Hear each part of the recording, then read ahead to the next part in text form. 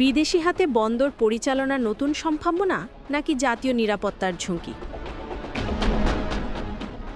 চট্টগ্রামের Laldia container terminal প্রকল্প এবং ঢাকার কাছে পানগাঁও অভ্যন্তরীণ কন্টেইনার টার্মিনাল পরিচালনার দায়িত্ব দুটি বিদেশি প্রতিষ্ঠানকে দেওয়ার বিষয়টি সামনে আসার পর এ নিয়ে চলছে নানা ধরনের আলোচনা।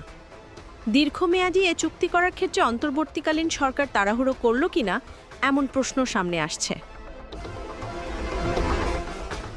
গত 17 নভেম্বর চট্টগ্রাম বন্দরের লালদিয়া কন্টেইনার টার্মিনালটি 30 বছরের জন্য পরিচালনার দায়িত্ব পেয়েছে ডেনমার্ক ভিত্তিক প্রতিষ্ঠান এপি মোলার, আর বুড়িগঙ্গার পাড়ে পানগাঁও কন্টেইনার টার্মিনালকে 22 বছরের জন্য সুইজারল্যান্ড ভিত্তিক প্রতিষ্ঠান মেডলগের দায়িত্বে দিতে চুক্তি স্বাক্ষর করেছে সরকার।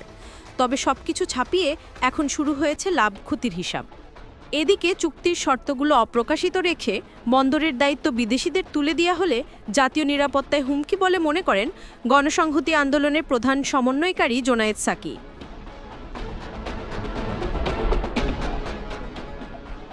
তবে বন্দর ব্যবহার কর্তৃপক্ষ এবং ব্যবসায়ী নেতারা বলছেন, বিদেশিদের তত্ত্বাবধানে বন্দর পরিচালিত হলে বাড়বে দেশীয় শ্রমিকদের কর্মদক্ষতা এবং সেই সঙ্গে বন্ধ হবে চাঁদাবাজি।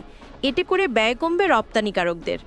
বিশ্বের প্রতিষ্ঠিত এবং অন্যতম বন্দর পরিচালনাকারী প্রতিষ্ঠানগুলো বাংলাদেশের বন্দরগুলো পরিচালনা করলে বিশ্বাসযোগ্যতার পাশাপাশি বাড়বে বৈদেশিক মুদ্রার আয়, উন্নত হবে বন্দরের অবকাঠামো, এতে করে বাঁচবে সময়।